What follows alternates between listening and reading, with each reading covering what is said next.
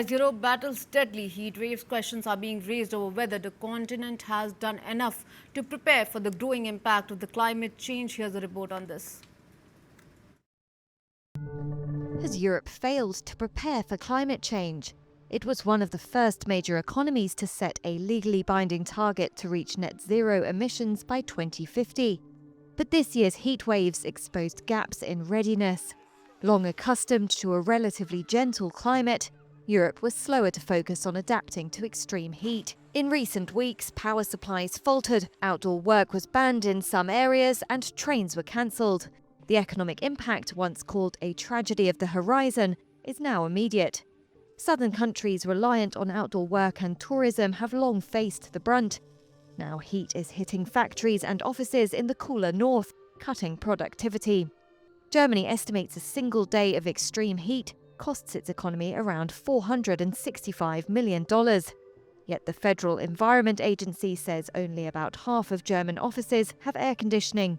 While Brussels sets the broader climate agenda, adapting to heat and extreme weather is mainly the job of national and regional authorities. Geraldine Danny Nedlich is from the German Institute for Economic Research, DIW. Adaptation runs largely reactively via emergency spending after heat waves rather than through long-term finance structural adaptation. What is missing is this forward-looking investment in heat-resilient capital stock. Some fixes are relatively simple. Reflective window film can cut indoor temperatures by 10 degrees Celsius and can help when heritage law prevents other changes. Irene Zeman, who leads business adaptation in North Rhine-Westphalia, sees some momentum. We can really tell that the understanding this changing climate is impacting my business.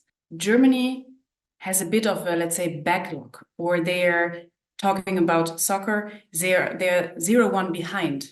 Because for now, it has not been that much of an issue, but having a heat wave and consecutive days of hot temperature and that heat dome effect, that is new. None of our assets, none of our buildings or infrastructure, electricity networks or machines, they are not prepared for that kind of heat that cannot be reduced during night. Many solutions demand deeper change, reworking shifts to cooler hours, redesigning workplaces, and rethinking transport and urban spaces.